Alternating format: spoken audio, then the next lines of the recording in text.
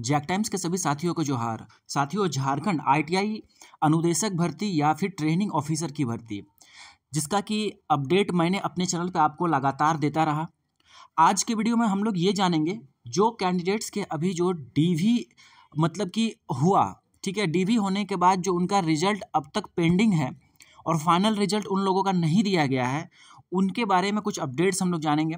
Second DV के regarding भी कुछ यहाँ पे जो है इन्फॉर्मेशन आप लोग को दूंगा। और सबसे महत्वपूर्ण थर्ड, जो कुछ कैंडिडेट्स को मेरे बारे में कुछ कन्फ्यूज़न है, लाइक अपीयरिंग कैंडिडेट्स था मैं या क्या था, उसके बारे में भी आप लोग को आज इस वीडियो में मैं जो है बताऊँगा। ठीक है, आप लोग को जो भी कन्फ्यूज़न है मुझे लेकर के वो आप लोग का क्लियर हो जाएगा। ठीक है, और जो कुछ अनसोशल एलिमेंट्स जो होते हैं वो बिना मतलब का जो मतलब कि माहौल को ख़राब करने की कोशिश करते हैं, उनके रिगार्डिंग में कुछ बात करेंगे। चलिए आइए यहाँ पे सबसे पहले बात कर लेते हैं कि क्या क्या चीज़ें हुई हैं। तो यहाँ पे जैसा कि आप देख पाइएगा कि 13/9/2024 के डेट में जो है एक लिस्ट जारी किया जाता है प्रमाण पत्र सत्यापन का। ठीक है, जिसमें कि लगभग 590 कैंडिडेट्स का जो है लिस्ट जारी किया जाता है डीवी के लिए। ठीक है, और ये डीवी का जो डेट रखा जाता है ये 18 तारीख, 18, 19 और 23 तारीख को, ठीक है, सितंबर 18, 19 और 23 सितंबर को डीवी के लिए लड़कों को कॉल किया जाता है अलग अलग ट्रेड वाइज, जैसे कि यहाँ पे आप लिस्ट भी देख पा रहे होंगे। अब इस डीवी में क्या होता है कि कुछ कैंडिडेट्स का जो है प्रमाण पत्र सत्यापन के टाइम में उनका डॉक्यूमेंट्स में कुछ एरर पाया जाता है, कुछ गड़बड़ी पाया जाता है, जिस कारण उनको रोक दिया जाता है और वो अभी पेंडिंग में चले गए हैं। तो यहाँ पे देखिए क्या क्या चीज़ें हुई हैं।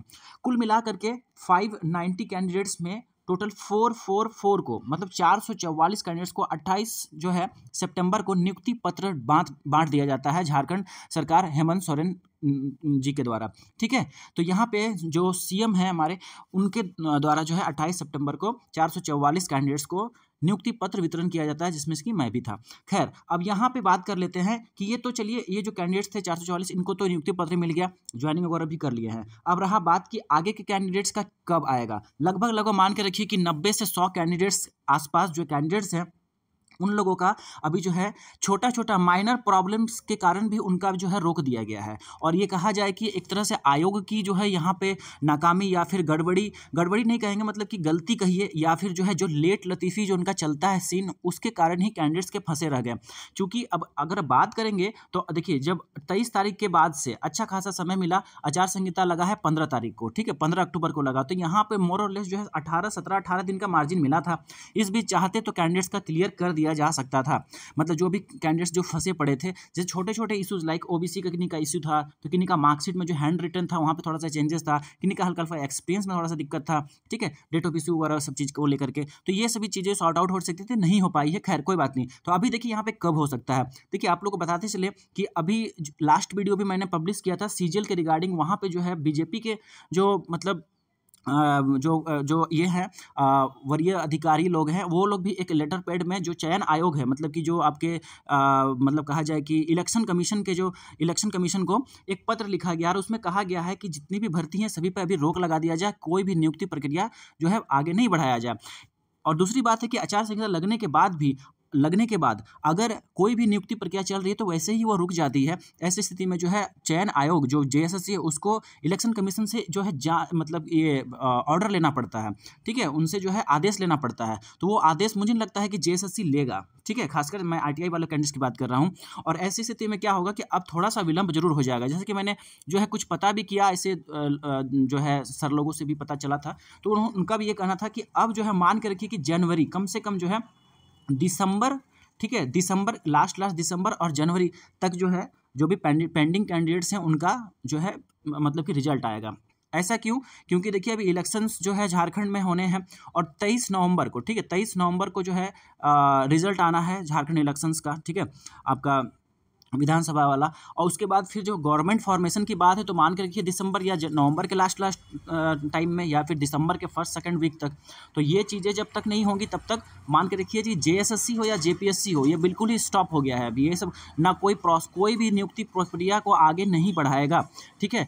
और दूसरी बात कि नियुक्ति पत्र भी नहीं दे सकता है और ना ज्वाइनिंग देगा, ठीक है। तो आप लोगों को थोड़ा सा विलंब यहाँ पे जरूर हो गया, और आप लोगों को भी जो है चाहिए था कि आयोग में जाकर के दबाव जरूर बनाए।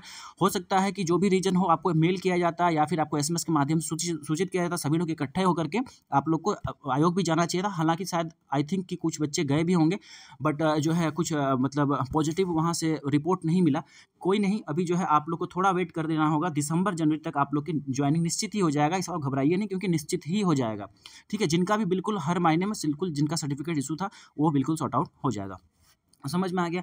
अब जो है सेकंड डीबी तो तभी हो पाएगा, सेकंड डीबी की जो वैसे मैंने बात कहा कि सेकंड डीबी कब होगा, तो ये तभी हो पाएगा जब आपका ये जो है ये क्लियर होगा। जो भी अभी कैंडिडेट 100 कैंडिडेट्स के आसपास 90-100 कैंडिडेट्स के आसपास जो भी सर्टिफिकेट इशू कारण रुके हुए हैं पेंडिंग वाले, उन लोग का जब तक क्लियर नहीं हो जाता है तब तक अभी सेकंड डीबी का चांसेस नहीं है। तो सेकंड डीबी की अगर हम बात करें तो जनवरी से लेकर फरवरी के बीच में आप लोग का सेकंड डीबी माइट भी होगा। ठीक है, लेकिन सेकंड डीबी की जहाँ तक बात है तो वो होना ही चाहिए। ठीक है, वो होना चाहिए। अब कुछ बच्चों को ये डर सता रहा होगा कि भाई अभी हो सकता है दूसरी गवर्नमेंट आ जाए तो प्रक्रिया जो है सभी भर्ती प्रक्रिया रुक जाए। तो देखिए इसके बहुत ही कम चांसेस है, क्योंकि ये भर्ती प्रक्रिया ऑलरेडी आगे बढ़ चुका है, कुछ बच्चों को नियुक्ति भी मिल चुका है। तो इस मामले में मुझे नहीं लगता है कि जो बचे हुए कैंडिडेट्स पेंडिंग वाले कैंडिडेट्स हैं उनका जो है उनका नई गवर्नमेंट आएगी तो रोक देगी, ऐसा नहीं है। ठीक है, तो ऐसा नहीं होगा, इसका बहुत ही कम चांसेस है। अब रहा बात की थर्ड जो मैं यहाँ पॉइंट डिस्कस करने वाला हूँ कि मुझे लेकर के कुछ बच्चों को जो है ये है मतलब असमंजस है कि मैं अपीयरिंग का कैंडिडेट्स था। क्योंकि देखिए अपीयरिंग कैंडिडेट्स का जो एक मैटर था जो कि 22-23 सेशन की खासकर यही लोग जो है अपीयरिंग कैंडिडेट्स थे। ठीक है, ऑल्दो जेएसएससी ने एक जो है नोटिफिकेशन निकाल करके सीआईटीएस जो भी सीआईटीएस 22-23 सेशन के कैंडिडेट्स थे उनके लिए उनको मौका दिया था। ठीक है, अपीयरिंग कैंडिडेट्स भी फॉर्म फिल कर सकते हैं। अगस्त लास्ट का जो है अगस्त 2022 के लास्ट का जो है सॉरी अगस्त 2023 के लास्ट का एक नोटिफिकेशन आया था। ठीक है, तो देखिए भाई ये जो मसला है ना, ये 22-23 का जहाँ तक मैटर है, तो अभी तो यहाँ पे अपीयरिंग कैंडिडेट्स तो इस भर्ती में इन्वॉल्व हुए ही, क्योंकि फॉर्म उन्होंने भरा ही था। खैर, तो उससे मेरा लेना देना कुछ नहीं है भाई, आप समझ लीजिएगा। मेरा जो सेशन है ना 22 जो मैंने किया है 21-22 में किया है। ठीक है, तो मैं किसी भी एंगल से जो अपीयरिंग कैंडिडेट नहीं हूँ। आप लोग थोड़ा सा अपना कन्फ्यूजन क्लियर कर लीजिए। मेरा जो था मैं 21-22 सेशन में था। ठीक है, रही बात कि कुछ लोगों का कहना है कि वैकेंसी मैंने रुकवाई। भाई मैं क्यों रुकवाऊंगा? मेरा इतना बड़ा क्या औकात कि मैं वैकेंसी रुकवा दूं?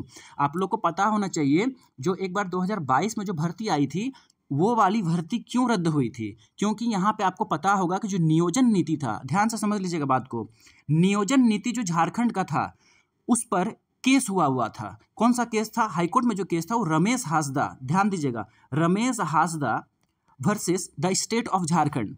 ठीक है, Ramesh Hansda versus the state of Jharkhand का केस ऑलरेडी हो चुका था। जब झारखंड सरकार, जब जेएमएम की सरकार, हेमंत सोरेन की सरकार जब बनी थी, ठीक है, 2019 में उन्होंने एक नियोजन नीति लगाया था कि झारखंड से जिन्होंने 10 और 12th किया हुआ है, ठीक है, वही सभी भर्तियों में फॉर्म भर पाएंगे। ठीक है, तो ये जो कंडीशन था जनरल कैंडिडेट्स के लिए, ये कंडीशन जो है फुलफिल नहीं कर रहा था। क्योंकि अगर मान लीजिए कोई झारखंड का जनरल कैटेगरी का लड़का है, अगर वो बाहर से 10 और 12th कर लिया था तो वो फॉर्म झारखंड का भर ही नहीं सकता था। ऑल्दो वो झारखंड का निवासी होने के बावजूद इसी चीज़ों को लेकर के झारखंड हाईकोर्ट में केस हो चुका था। इसी कारण से जो है केस हुआ था, जहाँ की ये जो है बिल्कुल ही असंवैधानिक माना गया। और केस के बारे में आपको बता देते, नाम जो था आपका रमेश हासदा जो थे, वही जो है केस किए थे, रमेश हासदा वर्सेस जेएसएससी का ही या झारखंड ऑफ स्टेट्स। ठीक है, सरकार के खिलाफ ये केस हुआ था। और इसी कारण से जो 2022 में भर्ती आई थी, ध्यान समझिएगा बात को, 2022 में जो भर्ती आई थी उस भर्ती को रद्द किया गया था। ठीक है, रद्द किया गया था। मेरे इसी चैनल पे आपको जो है जो कोर्ट का जो निर्णय आया था, जो कि दिसंबर 2022 में जो निर्णय आया था हाईकोर्ट के द्वारा, उसका वीडियो भी आप लोग को देखने को मिल जाएगा। तो जब नियोजन नीति क्लियर ही नहीं था तो फॉर्म निकाल के भी क्या मतलब था, वो तो कैंसिल वैसे ही होना था। और जब रमेश हासदा का जो केस था, मतलब कि नियोजन नीति वाला, वो जब रमेश हासदा जब जीत गए तो जितनी भी भर्ती निकाली गई थी, चाहे सीजीएल की हो, चाहे झारखंड आईटीआई अनुदेशक भर्ती हो, सभी को रद्द कर दिया गया। सभी को रद्द करके फिर से 2023 में सभी भर्तियों को निकाला गया। 2023 में पुनः सभी भर्तियों को निकाला गया था। तो भाई यहाँ पे जो आप लोग कहते हैं कि मैं रुकवाया, या वो रुकवाया या फलना रुकवाया, तो भाई कोई नहीं रुकवाया। आपको समझना होगा कि झारखंड में नियोजन नीति क्लियर नहीं होने के कारण जो है हाईकोर्ट के आदेशानुसार जो है ये भर्ती जितनी भी थी झारखंड की सभी रद्द हुई। और उसके बाद सभी भर्ती नए सिरे से 60-40 नियोजन नीति आने के बाद, जो कि 2023 के फरवरी में लॉन्च हुआ, समझिए एक तरह से जनवरी के बाद जो है आया 2023 के जनवरी फरवरी में, और उसके बाद जो है सभी भर्ती फिर से निकाली गई। समझ में आया बात। और मेरा तो सेशन ऑलरेडी जो है 21-22 में ही खत्म हो चुका था CITS, तो मैं अपीयरिंग तो था ही नहीं, सिंपल सी बात है। तो ये चीज़ों को आप लोग बिल्कुल क्लियर होकर समझ लीजिए, ठीक है। और देखिए भाई सीधी सी बात है, एक चीज़ आप लोग ध्यान रखिए कि जिनका हो गया है उनका तो चलिए ठीक है, जिनका हो गया, क्योंकि देखिए कहीं ना कहीं आपको ये मानना पड़ेगा कि हर भर्ती में सभी लोगों का नहीं हो सकता है। कुछ कैंडिडेट्स के नहीं होते तो फिर उनके लिए दूसरी अपॉर्चुनिटी भी तो होती है। अब मान लीजिए किन्हीं का हो गया है, मान लीजिए बहुत सारे कैंडिडेट्स हैं, अब उन लोग का हुआ, कुछ कैंडिडेट्स का नहीं हो सका है, तो उन कैंडिडेट्स के साथ मेरी बहुत बहुत सहानुभूति है। और सब भी भर्तियाँ हैं उसमें भी लोगों को ध्यान दिया जाना चाहिए, देना चाहिए उनको, ठीक है।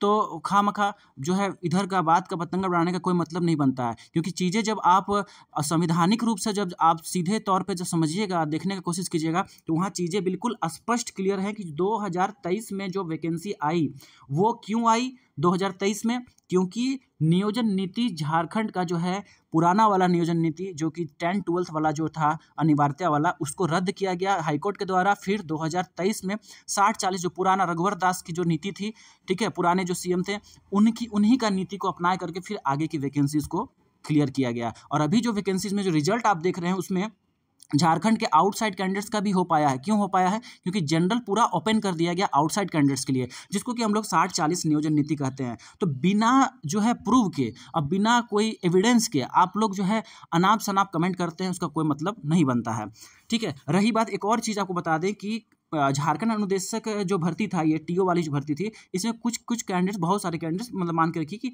एक से अधिक फॉर्म भरे थे। एक से अधिक फॉर्म जो भी भरे थे, मान के रखिए कि उन सभी का जो है अंतिम आवेदन ही रहा है, अंतिम आवेदन रहा है। और पूर्व में जितने भी उन्होंने फॉर्म भरे या एग्जाम भी दिए, उन सबको रद्द कर दिया गया, ठीक है। तो 260 कैंडिडेट्स, 260 रोल नंबर जो रद्द हुए थे, अभी जो DV का जो लिस्ट आया है उसमें मैच कर लीजिएगा, एक भी रोल नंबर आपको मैच नहीं करेगा, ठीक है। तो कहीं ना कहीं आयोग पे भी आप लोग उंगली उठा देते हैं, तो ये समझ के रखिए कि यहाँ पे ऐसा कुछ नहीं है। 260 कैंडिडेट जो भी रद्द कैंडिडेट्स हो चुके थे, उन लोगों को फिर से मौका नहीं दिया गया है, ठीक है। और जिनका भी 2 या 3 एग्जाम जो भी दिए थे, उनका अंतिम आवेदन तो रह गया ना, वो अंतिम आवेदन में तो उनका रिजेक्ट नहीं हुआ, और उसमें अगर उनका रिजल्ट बन गया तो फिर किस बात का जो है उंगली उठाना, बाकी चीज़ें करना। तो इन चीज़ों को स्पष्टता से समझिए।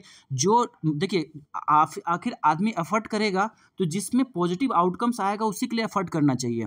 जो बिल्कुल बेबुनियाद है, जो बिल्कुल नेगेटिव है, उस पर कोई मतलब कि कोई मतलब ही नहीं बनता है उन चीज़ों का काम करने के लिए, ठीक है। तो मेरा आप लोग से यही होगा कि आप लोग जो है चीज़ों को स्पष्टता से समझिए, और भी और जो है मतलब कि किसी भी चीज़ को गलत पेश करना या आरोप करना या कमेंट करना, उन चीज़ों से बचिए, ठीक है। चलिए, अब यहाँ पे आपको जो भी चीज़ों को मैंने समझाने का प्रयास किया, हो सकता है आप लोग को समझ में आया हो, ठीक है। तो चलिए, आज के वीडियो में इतना ही साथियों, मिलते हैं आप लोग से अगले वीडियो में। तब तक के लिए बहुत बहुत धन्यवाद आप सभी का।